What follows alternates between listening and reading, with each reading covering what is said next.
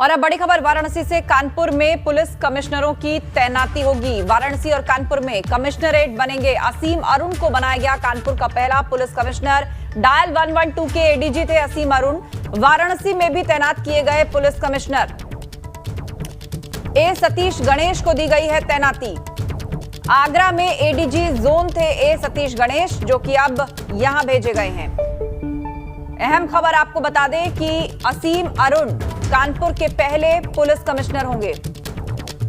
विवेक त्रिपाठी हमारे साथ phone line पर हैं। विवेक, का 2 पुलिस कमिश्नरों के नामों की घोषणा हो गई है, असीम अरुण और ए सतीश गणेश, और दोनों के पास अभी कुछ जिम्मेदारियां थी डायल 112 की, और इसके अलावा कुछ और जिम्मेदारी थी सतीश गणेश के पास। वो आगरा में एडीजी जोन थे।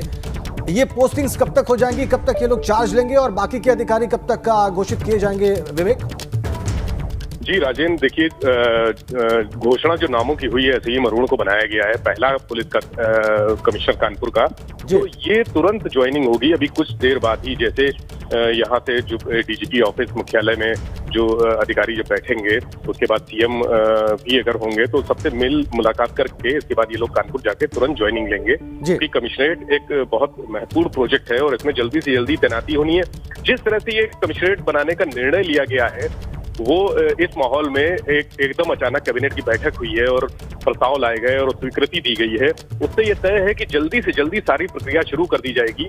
जो प्रस्ताव डीजीपी मुख्यालय की तरफ से भेजा गया था, उसमें सारी चीजें पहले से तय थी कि वहां पर कितने थाने होंगे, कौन से ग्रामीण में होंगे, कौन से शहरी क्षेत्र में होंगे, कितने जोन होंगे, कितने अधिकारी वहां तैनात किए जाएंगे। तो पहला स्टेप ये है कि कमिश्नर की तैनाती हो गई है।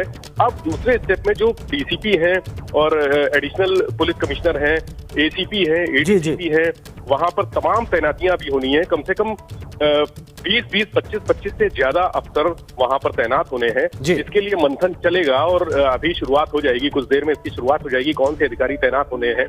इसकी सूची, हालांकि जो वैकल्पिक सूची है वो तैयार है, डीजीपी मुख्यालय में सारी चीजें तैयार हैं, गृह विभाग ने सारी चीजें तैयार कर ली हैं, विकल्प भी मौजूद हैं। बहुत जल्दी सारी तैनाती हो जाएंगी और आज से ही सारी प्रक्रिया, वहां कामकाज शुरू होने की उम्मीद है। आज दोपहर तक वहां नए पुलिस कमिश्नर जिन्होंने ज्वाइन किया है वो ज्वाइन करेंगे, दोपहर तक ज्वाइन करने की उम्मीद है। असीम अरुण इससे पहले 112 सेवा में थे। और ये भी बता दें आपको कि इन दोनों अफसरों का नाम जब लखनऊ में और नोएडा में कमिश्नरी बनी थी, तब भी इन दोनों अफसरों का नाम चल रहा था। बहुत अच्छी छवि के अफसर हैं दोनों। और जो कानपुर और बनारस में जो नाम चल रहे थे, उसमें 9 आईपीएस थे, उसमें से इन दोनों का नाम पहले नंबर पे था।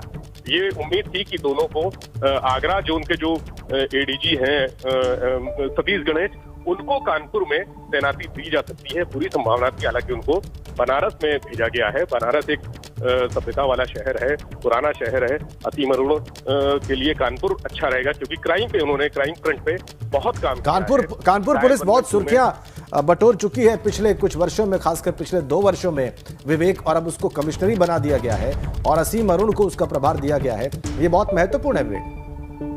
जी बिल्कुल सही आप कह रहे हैं, क्योंकि असीम अरुण एक सख्त ऑफिसर और डिसिप्लिन्ड ऑफिसर के रूप में जाने जाते हैं।